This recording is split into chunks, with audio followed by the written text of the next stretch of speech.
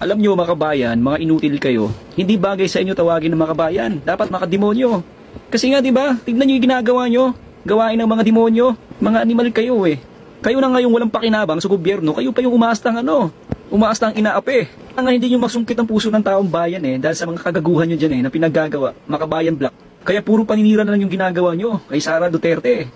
Hindi nyo ginagalang pa siya ng taong bayan. 32 million ang bumoto dyan para sa inyong kaalaman. Tapos kayo, sino ba kayo? Ano bang nagawa nyo sa bayan? Di ba wala? Puro lang kayo ngawa. Mga animal kayo. Kayo ang totoong problema sa ating bayan. Kaya dapat mawala na kayong Makabayan Black na yan. Kakapal ang mga mukha nito. Alam mo maraming nagawa para sa bayan, puro lang kayong ngawa, wala nga kayong nagawa. Ang lagi accusation sa amin, sinasabi nila na front daw, no?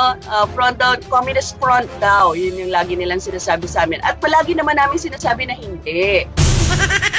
Sinungaling ang putik. Hoy, sinungaling ka. Tatanggi ka pa, ikinanta ka na ni Joma.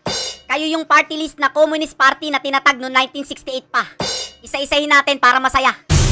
Bayan muna, anak bayan, kabataan, anak pawis, kadamay, ACT Teachers, Kilusang Mayo 1, Kilusang Mambubukid ng Pilipinas, League of Filipino Students, Katribu, Partido Manggagawa, at yung partido neto, Gabriela.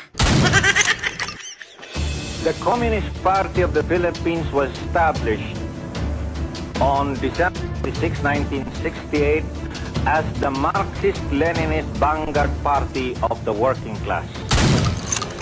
This party is supposed to be the standard bearer of the working class, which is that class that is the most progressive, productive, and political force in the Philippines.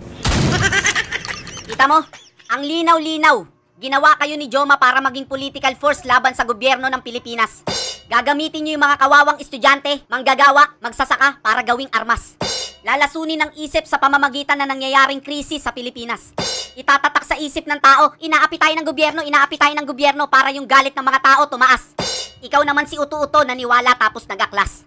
Silang tatlo yung nasa loob, kayo yung nasa labas.